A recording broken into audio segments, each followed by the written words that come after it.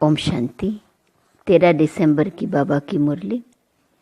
मीठे बच्चे, अपने लक्ष्य और लक्ष्य दाता बाप को याद करो तो दैवी गुण आ जाएंगे। किसी को दुख देना, ग्लानि करना, यह सब आसुरी लक्षण है। प्रश्न, बाप का तुम बच्चों से बहुत ऊंचा प्यार है, उसकी निशानी क्या है? उत्तर, बाप की जो मीठी मीठी शिक्षाएं मिलती हैं, ये शिक्षाएं देना ही उनके ऊंचे प्यार की निशानी है। बाप की पहली शिक्षा है, मीठे बच्चे, श्रीमत के बगैर कोई उल्टा सुल्टा काम नहीं करना। दूसरा, तुम स्टूडेंट हो, तुम्हें अपने हाथ में कभी भी लौ नहीं उठाना है। तुम अपने मुख से सदैव रत्न निकालो, पत्थर नहीं। बाप की मीठी मीठी शिक्षाएं मिलती हैं, यही ऊंचे प्यार की निशानी है। क्या शिक्षा है? श्रीमत के बगैर कोई उल्टा सुल्टा काम नहीं करना है, हाथ में लौ नहीं उठाना है, अपने मुख से सदैव रत्न निकालो, पत्थर नहीं। ओम शांति। बाप बैठ बच्चों को समझाते हैं। अब इनको अर्थात लक्ष्मी नारायण को अच्छी रीति देखते हो। यह है एम ऑब्जेक्ट, अर्थात तुम इस घराने के थे। कितना रात दिन का फर्क है, इसलिए घड़ी घड़ी इनको देखना है। हमको ऐसा बनना है। इन्हों की महिमा तो अच्छी रीति जानते हो। यह पॉकेट में रखने से ही खुशी रहेंगी। अंदर में दुविधा जो रहती है वह नहीं रहनी चाहिए। इसको देह अभिमान कहा जाता है।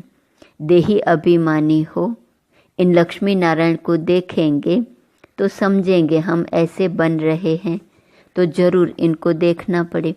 बाप समझाते हैं, तुमको ऐसा बनना है। मध्याजी भव, इनको देखो, याद करो। दृष्टांत बताते हैं ना, उसने सोचा मैं भैंस हूँ तो वह अपने को भैंस ही समझने लगा। तुम जानते हो यह हमारा एम ऑब्जेक्ट है, यह बनने का है। कैसे बनेंगे? बाप की याद से। हर एक अपने से पूछे, बरोबर हम इनको देख बाप को याद कर रहे हैं।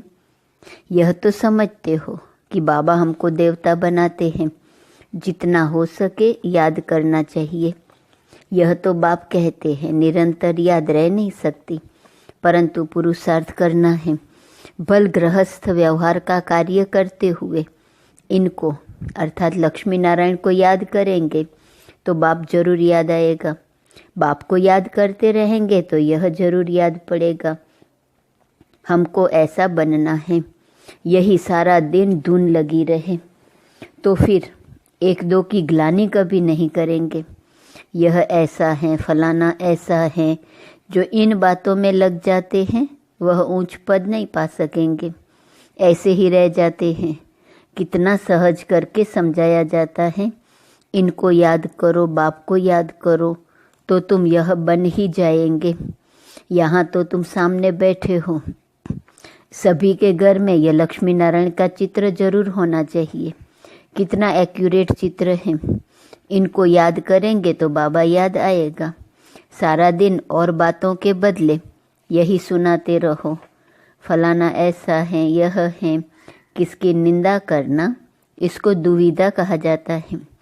तुम्हें अपनी दैवी बुद्धि बनाना है। किसको दुख देना, ग्लानि करना, चंचलता करना, यह स्वभाव नहीं होना चाहिए। इसमें तो आधा कल्प रहे हो।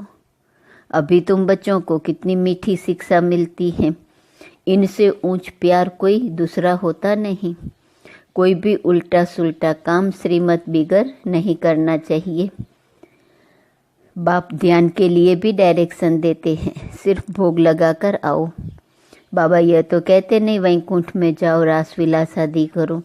दूसरी जगह गए तो समझो माया की प्रवेशता हुई। माया का नंबर 1 कर्तव्य है पतित बनाना। बेकायदे चलन से नुकसान बहुत होता है। हो सकता है फिर कड़ी सजाएं भी खानी पड़े। अगर अपने को संभालेंगे नहीं तो बाप के साथ साथ धर्मराज भी हैं, उनके पास बेहद का हिसाब किताब रहता है। रावण की जेल में कितना वर्ष सजाएं खाई हैं। इस दुनिया में कितना अपार दुख है। अभी बाप कहते हैं और सब बातें भूल एक बाप को याद करो और सभी दुविधा अंदर से निकाल दो। विकार में कौन ले जाते हैं? माया के भूत। तुम्हारा एम ऑब्जेक्ट है ही यह राजयोग है ना। बाप को याद करने से यह वर्षा मिलेगा, तो इस धंधे में लग जाना चाहिए। किचड़ा सारा अंदर से निकाल देना चाहिए। माया की पराकाष्ठा भी बहुत कड़ी है, परंतु उनको उड़ाते रहना है। जितना हो सके याद की यात्रा में रहना है। अभी तो निरंतर याद हो न सके, आखिरी निरंतर तक भी आएंगे तब ही ऊंच पद पाएंगे। अगर अंदर दुविधा खराब ख्यालात होंगे तो ऊंच पद मिल नहीं सकता। माया के वश होकर ही हार खाते हैं। बाप समझाते हैं, बच्चे गंदे काम से हार मत खाओ। निंदा आदि करते तो तुम्हारी बहुत बुरी गति हो गई है। अभी सदगति होती है तो बुरे कर्म मत करो। बाबा देखते हैं माया ने गले तक ग्रास कर लिया, अर्थात हप कर लिया है, पता भी नहीं पड़ता है। खुद समझते हम बहुत अच्छा चल रहे हैं, परंतु नहीं। बाप समझाते हैं, मनसा वाचा कर्मणा, मुख से रत्न ही निकलने चाहिए। गंदी बातें करना पत्थर है। अभी तुम पत्थर से पारस बनते हो, तो मुख से कभी पत्थर नहीं निकलने चाहिए। बाबा को तो समझाना पड़ता है। बाप का हक है बच्चों को समझाना। ऐसे तो नहीं भाई भाई को सावधानी देंगे। टीचर का काम है शिक्षा देना। वह कुछ भी कह सकते हैं। स्टूडेंट को हाथ में लो नहीं उठाना है। तुम स्टूडेंट हो ना, बाप समझा सकते हैं। बाकी बच्चों को तो बाप का डायरेक्शन है। एक बाप को याद करो। तुम्हारी तकदीर अभी खुली है। श्रीमत पर न चलने से तुम्हारी तकदीर बिगड़ पड़ेगी, फिर बहुत पछताना पड़ेगा। बाप की श्रीमत पर न चलने से एक तो सजाएं खानी पड़े, दूसरा पद भी भ्रष्ट। जन्म जन्मांतर कल्प कल्पांतर की बाजी है। बाप आकर पढ़ाते हैं तो बुद्धि में रहना चाहिए, बाबा हमारा टीचर हैं, जिनसे यह नई नॉलेज मिलती है कि अपने को आत्मा समझो।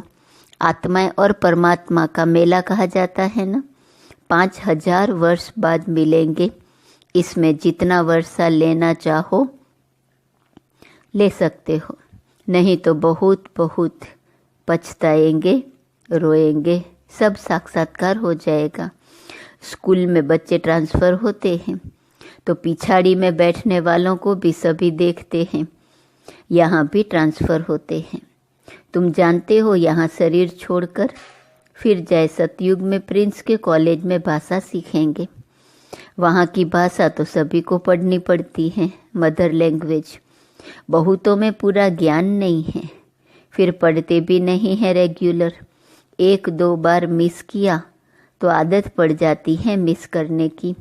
संग है माया के मुरीदों का। शिव बाबा के मुरीद थोड़े हैं, बाकी सब हैं माया के मुरीद। तुम शिव बाबा के मुरीद बनते हो तो माया सहन नहीं कर सकती है, इसलिए संभाल बहुत करनी चाहिए। छी गंदे मनुष्यों से बड़ी संभाल रखनी है। हंस और बगुले हैं ना, बाबा ने रात को भी शिक्षा दी है। सारा दिन कोई न कोई की निंदा करना, पर चिंतन करना, इनको कोई दैवी गुण नहीं कहा जाता है। देवताएं ऐसा काम नहीं करते हैं।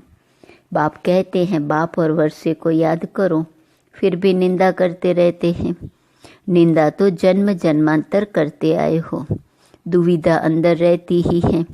यह भी अंदर मारामारी है। मुफ्त अपना खून करते हैं, बहुतों को घाटा डालते हैं। फलाना ऐसा है, इसमें तुम्हारा क्या जाता है? सबका सहायक एक बाप है। अभी तो श्रीमत पर चलना है। मनुष्य मत तो बड़ा गंदा बना देती है। 1-2 की ग्लानि करते रहते हैं। ग्लानि करना यह है माया का भूत। यह है ही पतित दुनिया। तुम समझते हो कि हम अभी पतित से पावन बन रहे हैं,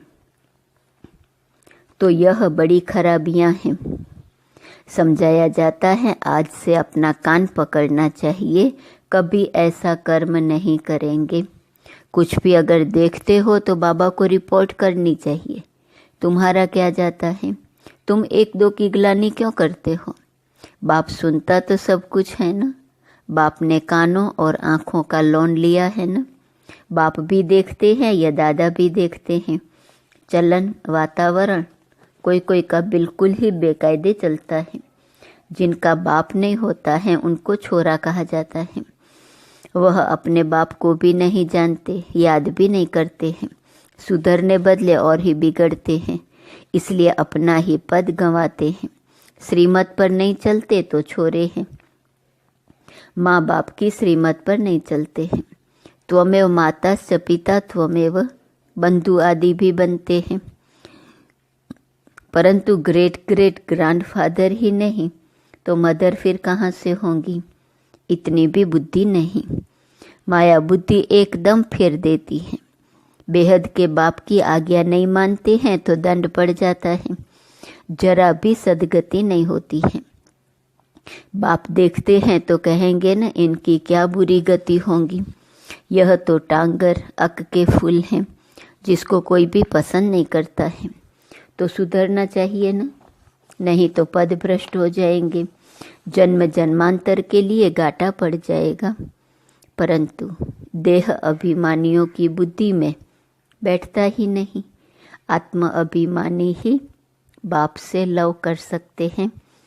बलिहार जाना कोई मासी का घर नहीं है। बड़े बड़े आदमी बलिहार तो जा न सके, वह बलिहार जाने का अर्थ भी नहीं समझते हैं। हृदय विदीर्ण होता है, बहुत बंधन मुक्त भी हैं, बच्चा आदि कुछ भी नहीं है। कहते हैं बाबा आप ही हमारे सब कुछ हो। ऐसे मुख से कहते हैं परंतु सच नहीं। बाप से भी झूठ बोल देते हैं। बलिहार गए तो अपना ममत्व निकाल देना चाहिए। अभी तो पिछाड़ी है तो श्रीमत पर चलना पड़े, मिल्कत आदि से भी ममत्व निकल जाए। बहुत हैं ऐसे बंधन मुक्त। शिव बाबा को अपना बनाया है, एडॉप्ट करते हैं ना। यह हमारा बाप, टीचर, सतगुरु हैं। हम उनको अपना बनाते हैं उनकी पूरी मिल्कत लेने के लिए। जो बच्चे बन गए हैं वह घराने में जरूर आते हैं, परंतु फिर उसमें पद कितने हैं? कितने दास दासियां हैं? एक दो पर हुक्म चलाते हैं। दासियों में भी नंबरवार बनते हैं। रॉयल घराने में बाहर के दास दासियां तो नहीं आएंगे ना। जो बाप के बने हैं उनको बनना है। ऐसे ऐसे बच्चे हैं जिनमें पाई का भी अक्ल नहीं है। बाप तो ऐसे नहीं कहते कि मम्मा को याद करो व मेरे रथ को याद करो। बाप कहते हैं माँ में कम याद करो। देह के सब बंधन छोड़ अपने को आत्मा समझो। बाप समझाते हैं प्रीत रखनी है तो एक से रखो, तब बेड़ा पार होगा। बाप के डायरेक्शन पर चलो। मोहजित राजा की कथा भी है ना। पहले नंबर में है बच्चे। बच्चा तो मिल्कत का मालिक बनेगा, स्त्री तो हाफ पार्टनर है। बच्चा तो फुल मालिक बन जाता है, तो बुद्धि उस तरफ जाती है। बाबा को फुल मालिक बनाएंगे तो ये सब कुछ तुमको दे देंगे। लेन देन की बात ही नहीं, यह तो समझ की बात है। भल तुम सुनते हो, फिर दूसरे दिन सब भूल जाता है। बुद्धि में रहेगा तो दूसरों को भी समझा सकेंगे। बाप को याद करने से तुम स्वर्ग के मालिक बनेंगे। यह तो बहुत सहज है। मुख चलाते रहो, एम ऑब्जेक्ट बताते रहो। विशाल बुद्धि तो झट समझेंगे। अंत में यह चित्र आदि ही काम आएंगे। इसमें सारा ज्ञान भरा हुआ है। लक्ष्मी नारायण और राधे कृष्ण का आपस में क्या संबंध है, यह कोई भी नहीं जानते। लक्ष्मी नारायण तो जरूर पहले प्रिंस होंगे। बेगर टू प्रिंस है ना। बेगर टू किंग नहीं कहा जाता, प्रिंस के बाद ही किंग बनते हैं। यह तो बहुत ही सहज है, परंतु माया कोई को पकड़ लेती है। किसकी निंदा करना, ग्लानि करना, यह तो बहुतों की आदत है। और तो कोई काम है ही नहीं। बाबा कहते यही धंधा करते रहते हैं, निंदा करना, ग्लानि करना। बाप को कभी याद नहीं करेंगे, एक दो की ग्लानि का धंधा ही करते हैं। यह है माया का पाठ। बाप का पाठ तो बिल्कुल ही सीधा है। पिछाड़ी में यह सन्यासी आदि जागेंगे, कहेंगे कि ज्ञान है तो इन बीके में है। कुमार कुमारियां तो पवित्र होते हैं, प्रजापिता ब्रह्मा के बच्चे हैं। हमारे में कोई खराब ख्याल भी नहीं आना चाहिए। बहुतों को अभी भी खराब ख्याल आते हैं, फिर इसकी सजा भी बहुत कड़ी है। बाप समझाते तो बहुत हैं, अगर कुछ चाल तुम्हारी फिर खराब देखी तो यहाँ रह नहीं सकेंगे। थोड़ी सजा भी देनी होती है। तुम लायक नहीं हो, बाप को ठगते हो। तुम बाप को याद कर नहीं सकेंगे। अवस्था सारी गिर जाती है। अवस्था गिरना ही सजा है। श्रीमत पर न चलने से अपना पद भ्रष्ट कर देते हैं। बाप के डायरेक्शन पर न चलने से और ही भूत की प्रवेशता होती है। बाबा को तो कभी कभी ख्याल आता है कहीं बहुत बड़ी कड़ी सजाएं अभी ही शुरू न हो जाएं। सजाएं भी बहुत गुप्त होती है ना, कहीं कड़ी पीड़ा न आए। बहुत गिरते हैं, सजा खाते हैं। बाप तो सब इशारे में समझाते रहते हैं। अपनी तकदीर को लकीर बहुत लगाते हैं, इसलिए बाप खबरदार करते रहते हैं, अभी गफलत करने का समय नहीं है, अपने को सुधारो, अंत घड़ी आने में कोई देरी नहीं है। अच्छा, मीठे मीठे सिकिलदे बच्चों प्रति माता पिता बाप दादा का याद प्यार और गुड मॉर्निंग। रूहानी बाप की रूहानी बच्चों को नमस्ते। रूहानी बच्चों की रूहानी बाप को नमस्ते नमस्ते नमस्ते। धारणा के लिए मुख्य सार। पहले पॉइंट, कोई भी बेकायदे श्रीमत के विरुद्ध चलन नहीं चलनी है। स्वयं को स्वयं ही सुधारना है। छी गंदे मनुष्यों से अपनी संभाल करनी है। दूसरी पॉइंट, बंधन मुक्त है तो पूरा पूरा बलिहार जाना है। अपना ममत्व निकाल देना है। कभी भी किसी की निंदा व पर चिंतन नहीं करना है। गंदे खराब ख्यालातों से स्वयं को मुक्त रखना है। वरदान, समर्थ स्थिति का स्विच ऑन कर व्यर्थ के अंधकार को समाप्त करने वाले अव्यक्त फरिश्ता भव। जैसे स्थूल लाइट का स्विच ऑन करने से अंधकार समाप्त हो जाता है, ऐसे समर्थ स्थिति है स्विच। इस स्विच को ऑन करो तो व्यर्थ का अंधकार समाप्त हो जाएगा। एक एक व्यर्थ संकल्प को समाप्त करने की मेहनत से छूट जाएंगे। जब स्थिति समर्थ होंगी तो महादानी वरदानी बन जाएंगे, क्योंकि दाता का अर्थ ही है समर्थ। समर्थ ही दे सकता है, और जहाँ समर्थ है वहाँ व्यर्थ खत्म हो जाता है। तो यही अव्यक्त फरिश्तों का श्रेष्ठ कार्य है। स्लोगन, सत्यता के आधार से सर्व आत्माओं के दिल की दुआएं प्राप्त करने वाले ही भाग्यवान आत्मा हैं। आज का सोमान है, मैं चमकता हुआ सितारा हूँ। अव्यक्त इशारे की पॉइंट 13 दिसंबर। जो संतुष्ट मणियाँ हैं वह मन से, दिल से, सर्व से, बाप से, ड्रामा से सदा संतुष्ट होंगी।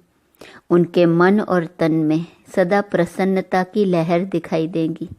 चाहे कोई भी परिस्थिति आ जाए, चाहे कोई आत्मा हिसाब किताब चुकतू करने वाली सामना करने भी आती रहे, चाहे शरीर का कर्म भोग सामना करने आता रहे, लेकिन हद की कामना से मुक्त आत्मा संतुष्टता के कारण सदा प्रसन्नता की झलक में चमकता हुआ सितारा दिखाई देंगी। ओम शांति।